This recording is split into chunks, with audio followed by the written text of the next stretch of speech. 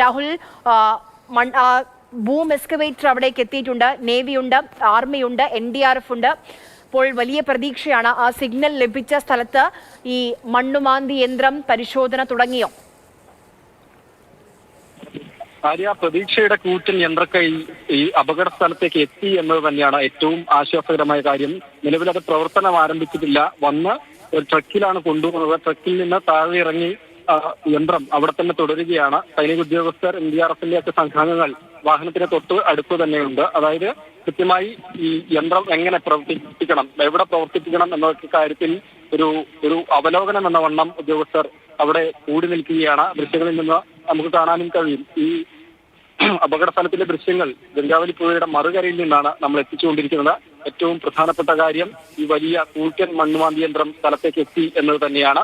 60 അടി താഴ്ചയിലേക്ക് വരെ എത്തി മണ്ണ് നീക്കാൻ കഴിയുന്നു എന്നതാണ് അതിന്റെ പ്രത്യേകത. ഏതായാലും ഇപ്പോൾ തിരച്ചിൽ, അതുപയോഗിച്ചുള്ള തിരച്ചിൽ, മണ്ണ് നീക്കൽ ആരംഭിച്ചിട്ടില്ല എന്നത് തന്നെയാണ്. ഈ മണ്ണിടിഞ്ഞ് ദേശീയപാതയിൽ നിന്ന് പുഴയിലേക്ക് പതിച്ച ഭാഗം, അവിടെ റഡാർ ഉപയോഗിച്ചുള്ള തിരച്ചിലാണ് ഇത്രയും ദിവസങ്ങളിൽ നടന്നു വന്നത്, നാവികസേനയും NDRFും ചേർന്ന്. അപ്പോൾ ചില സ്ഥലങ്ങളിൽ നിന്നായി സിഗ്നലുകൾ ലഭ്യമായിട്ടുണ്ട് എന്ന് തന്നെയാണ്. നേരത്തെ ആര്യ പറഞ്ഞതുപോലെ തന്നെ 40 മീറ്റർ മാറി 8 മീറ്റർ താഴ്ചയിൽ നിന്ന് ഒരു സിഗ്നൽ ലഭിച്ചു. അതിന് തൊട്ടടുത്ത് നിന്ന് തന്നെയായി ഇന്നലെയും ഒരു സിഗ്നൽ ലഭ്യമായി എന്നതാണ്.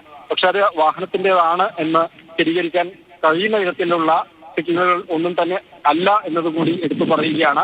എങ്കിലും ഈ മേഖലയിലെല്ലാം മണ്ണ് നീക്കി, ഈ കൂറ്റൻ കരങ്ങൾ ഉപയോഗിച്ച് മണ്ണ് നീക്കി ഉള്ള ഒരു തിരച്ചിലിൽ നമുക്ക് കണ്ടെത്താൻ കഴിയും എന്നൊരു പ്രതീക്ഷയാണ് എന്തായാലും ഈ മണിക്കൂറിൽ ഉള്ളത്. ഒപ്പം NDRFും നാവികസേനയും പുഴയിൽ ഇപ്പോഴും തിരഞ്ഞുകൊണ്ടിരിക്കുകയാണ്. മോശം കാലാവസ്ഥ തന്നെയാണ്.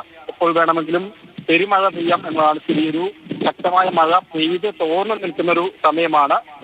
മഴ പെയ്ത സമയത്ത് NDRFന്റെ സംഘം കരയിലേക്ക് മാറിയിരുന്നു.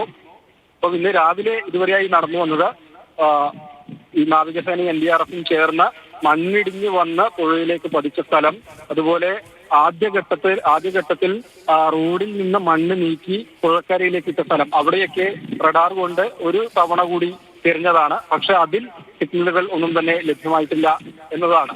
ഏതായാലും കുത്തിയൊഴുകുന്ന ഗംഗാവലിയിലേക്ക് കരങ്ങളിറക്കി തിരയാൻ കഴിയുന്ന വിധത്തിൽ 60 അടി താഴ്ചയിലേക്ക് വരെ എത്തി മണ്ണ് നീക്കാൻ കഴിയുന്ന മണ്ണുമാന്തി യന്ത്രം, കൂറ്റൻ യന്ത്രം എത്തി എന്നത് തന്നെയാണ് ഈ സംഭവ സ്ഥലത്ത് നിന്ന് ഇപ്പോൾ ഏറ്റവും ഒടുവിലായി അപ്ഡേറ്റ് ചെയ്യാൻ കഴിയുന്നത്.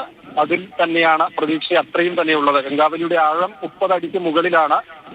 ഈ സ്ഥലത്ത് ആഴം കൂടുതലുള്ള മേഖലയാണ് ഇത്. കാരണം ഇവിടെ നിന്ന് ഏകദേശം ഒരു 8 കിലോമീറ്റർ ഈ കടലിലേക്ക് ചേരുകയാണ് ചെയ്യുക. ഗംഗയ്ക്കുള്ളിൽ കഴിഞ്ഞ് കടലാണ് പിന്നീട്.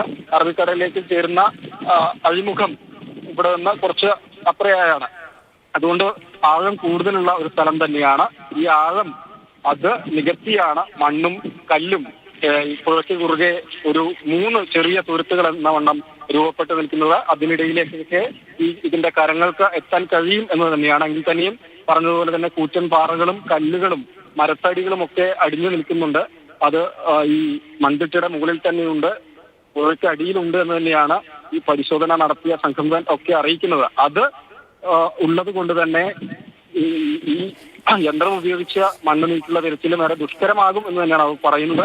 ഇതിൽ തന്നെയും നമ്മൾ ഉറ്റുനോക്കുന്നത്, പ്രതീക്ഷിക്കുന്നത്, കേരളക്കര കാത്തിരിക്കുന്നത് ഈ മണ്ണുമാന്തി യന്ത്രം ഉപയോഗിച്ചുള്ള തിരച്ചിലിൽ ട്രക്കും അർജുനെയും കണ്ടെത്താൻ കഴിയും എന്ന് തന്നെയാണ്.